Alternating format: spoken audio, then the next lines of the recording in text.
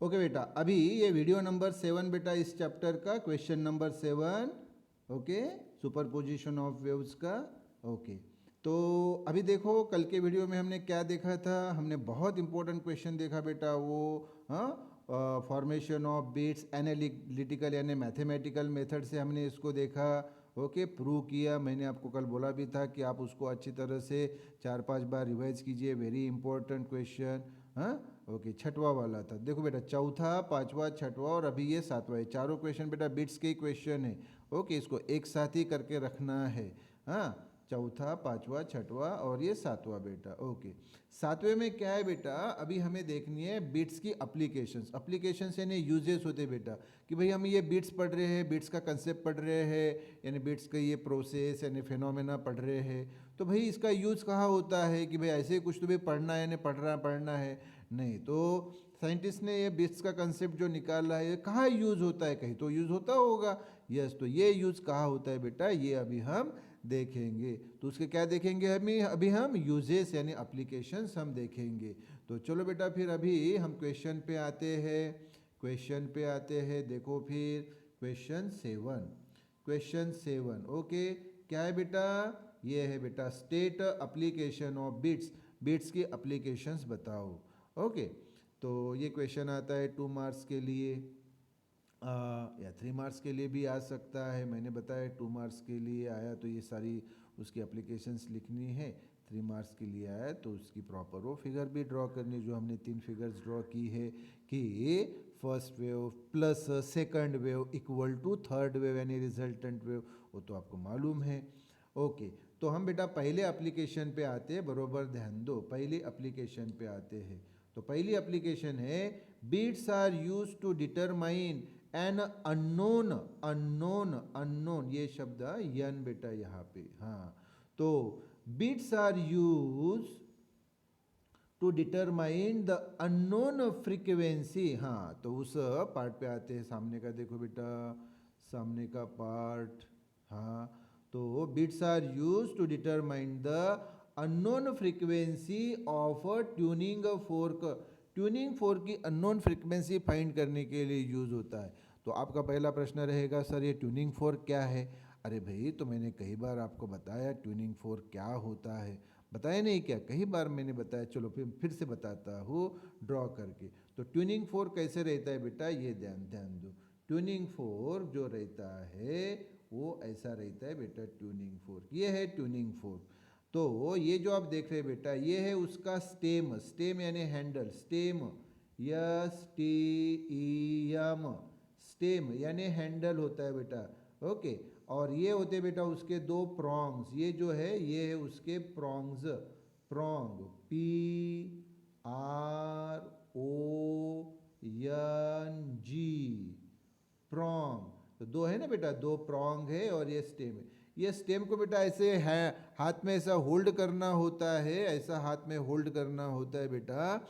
और एक ऐसा छोटा सा मेटल रॉड होता है, उस पर एक रबर लगाया होता है, उस पर ऐसा बेटा धीरे से ऐसा स्ट्रक करना होता है ना, धीरे से ऐसा स्ट्रक स्ट्रक किया, थोड़ा सा धीरे से ऐसा बेटा स्ट्रक किया, तो ये जो प्रॉन्ग्स है बेटा, ये प्रॉन्ग्स उसके वाइब्रेट होते हैं, वाइब्रेट होते हैं। तो फिर ये प्रॉन्ग्स बेटा वाइब्रेट होते, तो कैसे वाइब्रेट होते, ये ऐसे वाइब्रेट होते हैं, ये ऐसे वाइब्रेट होते हैं बेटा, ऐसे, हाँ, और ये प्रॉन्ग ऐसे वाइब्रेट होता है।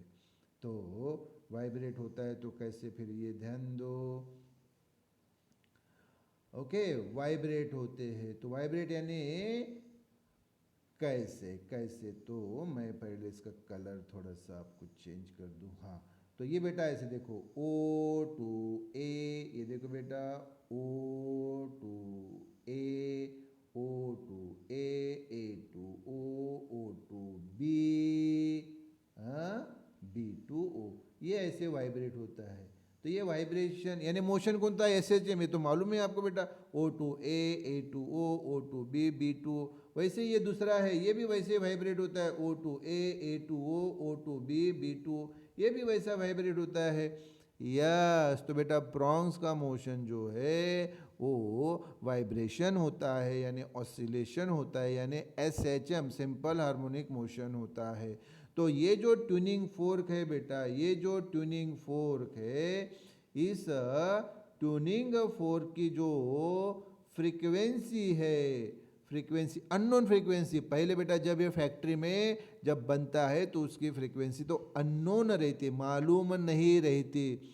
फिर ये टेक्निक से, बीट्स के ये कंसेप्ट से, बीट्स के ये टेक्निक से उसकी फ्रीक्वेंसी कितनी है वो मालूम की जाती है कि भाई उसकी फ्रीक्वेंसी 250 हर्ट्स है या 300 हर्ट्स है या 350 हर्ट्स है या 200 हर्ट्स है या 250 हर्ट्स है, कितनी है ये इस टेक्निक से मालूम किया जाता है। कौन से टेक्निक से, फिर से बताओ बेटा, बीट्स की टेक्निक से। तो पहला यूज क्या हुआ कि कोई भी ट्यूनिंग फोर्क जिसकी फ्रीक्वेंसी अननोन है यानी मालूम नहीं है, उसकी फ्रीक्वेंसी मालूम करना, उसकी फ्रीक्वेंसी मालूम करना, ये पहला यूज है बीट्स का। ओके, अब बेटा हम दूसरे उसके यूज पे आएंगे। दूसरा यूज, तो दूसरा यूज है बेटा, beats are use to tune musical instruments. अभी आपको मालूम है बेटा musical instrument, sitar, guitar, harmonium है ना, हारमोनियम वो पेटी रहती है या तबला चाटी रहती है, तबला चाटी तो आपको मालूम है। देखो बेटा आप किसी भी म्यूजिकल प्रोग्राम के लिए जाओ, प्रोग्राम शुरू होने के पहले नहीं क्या, जैसा वो तबला चाटी वाला, उसके पास एक छोटा सा हैमर रहता है और वो कुछ तो भी ऐसा ठोक पिट करते रहता है। हाँ, आप बोलेंगे यार ये क्या कर रहा है, तो एक्चुअली बेटा वो उस अपने म्यूजिकल इंस्ट्रूमेंट को तो वो ट्यून करता है ताकि जब वो प्रोग्राम शुरू हो तो वो बरोबर वो जो गायक है वो गायक के आवाज़ के साथ ये म्यूजिकल इंस्ट्रूमेंट्स की भी आवाज़ बरोबर उस रिदम पे मैच हो, तो उसको बोला जाता है बेटा म्यूजिकल इंस्ट्रूमेंट को ट्यून करना। इसी प्रकार से सितार गिटार होते हैं, उसमें बेटा वो होते हैं ना, वहाँ क्या रहते, सितार गिटार में क्या रहते बताओ, हाँ वो स्ट्रिंग्स रहती है कि नहीं, तो स्ट्रिंग को वो देखो वो भी जो मतलब प्लेयर है उसको बजाने वाला, तो उसको एक तो लूजन करता है यानी थोड़ा ढीला करता है या फिर टाइटन करता है यानी उस स्ट्रिंग को कसता है।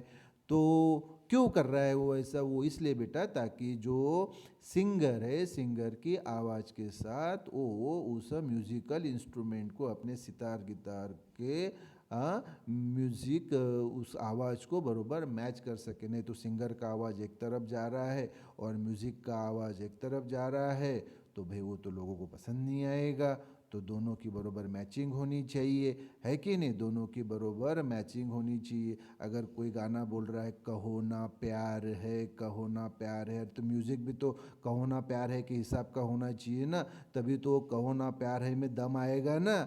नहीं तो वो सिंगर का कहो ना प्यार है एक तरफ जा रहा है और म्यूजिकल इंस्ट्रूमेंट का कहो ना प्यार है भरते तरफ जा रहा है, अरे तो फिर उसमें मज़ा आएगा नहीं बाबा। तो इसलिए क्या, फिर बताओ बेटा, फिर किसी भी म्यूजिकल इंस्ट्रूमेंट्स को ट्यून करने के लिए इन्हीं बीट्स का यूज़ किया जाता है। यस, ये दूसरा हो गया बेटा।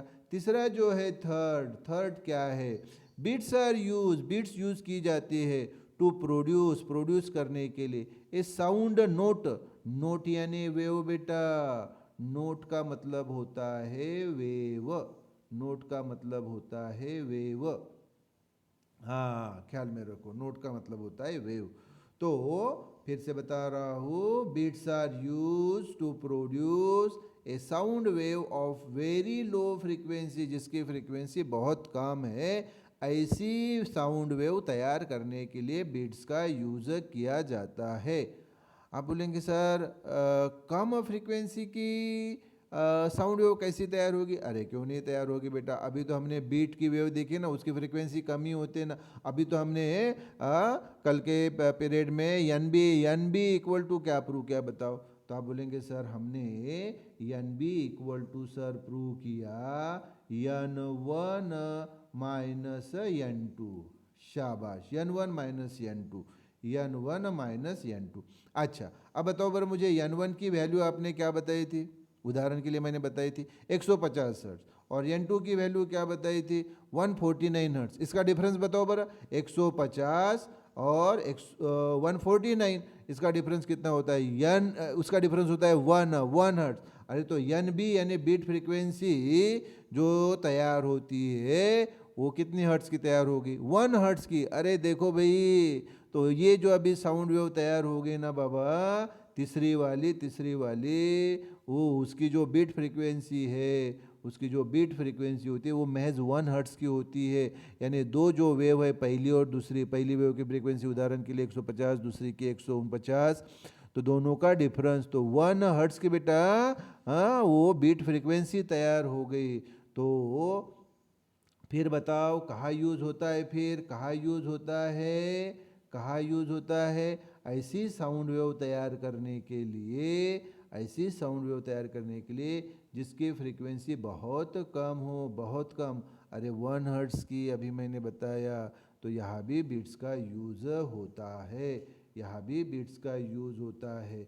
अब बेटा हम देखेंगे चौथा, इसका यूज़ देखेंगे चौथा।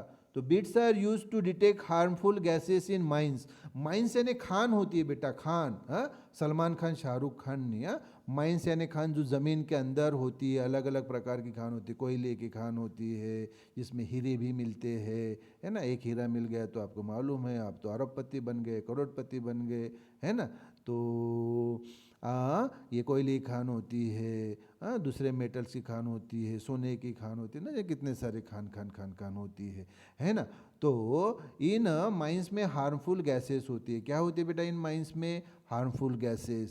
तो देखो क्योंकि वो बहुत ज़मीन के अंदर जाती है और वहाँ जो काम करने वाले जो वर्कर्स है और उनको हैंडल करने वाला माइनिंग इंजीनियर होता है। तो वो इंजीनियर क्या करता है, वो इंजीनियर क्या करता है, वो जो वर्कर है उनको वहाँ वर्क करने देने के पहले उसके पास एक टेस्टिंग डिवाइसेस होते हैं। उस डिवाइसेस के द्वारा वो डिवाइसेस वहाँ लगाता है अंदर खान में, वहाँ पे खोदने के पहले, और चेक करता है कि यहाँ भी कोई हार्मफुल गैसेस तो नहीं है। अगर है तो पहले एक स्पेशल टेक्निक से वो गैसेस बाहर निकाल ली जाती है और उसके बाद ही उन वर्कर्स को बोला जाता है कि भाई आप इनको अभी खोदिए। और अगर मान लीजिए हार्मफुल गैसेस नहीं है तो फिर तो उनको ऐसी परमिशन दी जाती है। फिर थोड़ा सा कुछ अंदर खोदने के बाद फिर से उनको रोका जाता है, फिर से वो माइनिंग इंजीनियर वही काम करता है, उसके पास जो टेस्टिंग डिवाइसेस होते हैं उसके द्वारा फिर से चेक करता है कि भाई अभी फिर से कोई गैसेस तो नहीं लग रही है। अगर है तो उनको बाहर निकाला जाता है। वो गैसेस भी बेटा काम की आती है, बड़ी महंगी होती है, अलग अलग प्रकार की गैसेस होती है, वहाँ भी वो भी काम की है, हाँ, बहुत महंगी गैसेस होती है। उनको फिर अलग अलग इंडस्ट्रियल पर्पज़ के लिए यूज़ किए जाते हैं, वेस्ट नहीं जाने देते, हाँ, वेस्ट नहीं जाने देते। हमारे साइंटिस्ट बड़े होशियार है, किसी भी चीज़ को वेस्टेज नहीं जाने देते हैं, उसको किसी ना किसी काम में पर्पज़ में लाते ही है।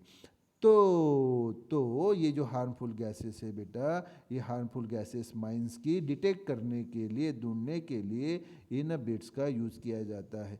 आप बोलेंगे सर अगर इनको नहीं ढूंढा, डायरेक्टली वर्कर को काम करने दिया तो क्या होगा? अरे भाई अगर वो इतने ज़मीन के नीचे ये हार्मफुल गैसेस के इसमें काम करेंगे तो दम घुट के तो मर जाएंगे बेटा वो, हाँ, मर नहीं जाएंगे क्या? कैसे काम कर पाएंगे? अगर मान लो कोई ऐसी गैसेस जो हमारे बॉडी के लिए बहुत ही डेंजरस है और जब उसको हम इनहेल करते हैं, ऐसा अंदर लिया उन गैसेस को, अरे बाबा, तो हम ऑक्सीजन को लेते हैं, वो हमारे लिए प्राणवायु है, उससे हमारी जान बचती है, उससे हमारे बॉडी को एनर्जी मिलती है। और फिर बाहर ये एक्सेल किया हमने, एक्सेल, ये इनहेल किया ऑक्सीजन, तो ऑक्सीजन इनहेल करते, दूसरे प्रकार के गैसेस नहीं इनहेल करते। दूसरे प्रकार के गैसेस अगर इनहेल करेंगे ना, ख़त्म हो जाएंगे, तो वो जो वर्कर्स है वो तो ख़त्म हो जाएंगे बाबा रे, हाँ, ख़त्म होना चाहिए क्या? नहीं ना, हाँ। इसीलिए फिर वो जो माइनिंग इंजीनियर है वो क्या करता है बेटा, माइन से वो हार्मफुल गैसेस पहले बाहर निकलता है, और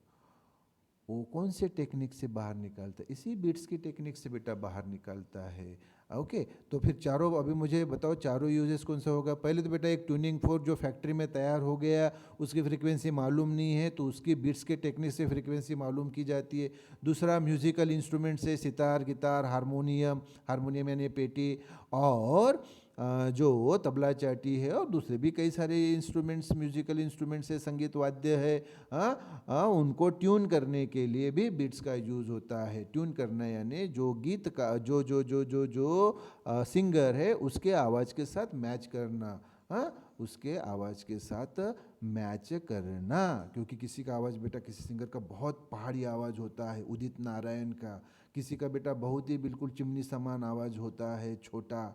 तो चिमनी समान आवाज़ के इसमें अगर तुम हाई बीट की यूज़ करोगे संगीत तो बेटा धूम धड़ाका हो जाएगा, धिंगाना हो जाएगा कि भाई ये इधर सिंगर इधर जा रहा है और उसके जो संगीत वाद्य है वो अलग जा रहे, सब तमाशा हो जाएगा, ऐसा नहीं चलता है ना। तो लोग तो बेटा अंडे टमाटर फेंक के मारेंगे, वो गायक और सिंगर वो जो इसको है उसको मतलब संगीत वाद्य जो बजा रहे हैं उनको, तो भाई वो तो मैचिंग होनी चाहिए। तो इसके लिए बेटा तीसरा भी आपको पता है बेटा कि ऐसी वेव तैयार करना जिसकी फ्रीक्वेंसी बहुत कम है, उसमें भी बिट्स का यूज़ होता है। और चौथा बेटा बताया मैंने, माइंस में जो हार्मफुल गैसेस है उनको ढूंढने के लिए बिट्स का कंसेप्ट यूज़ किया जाता है।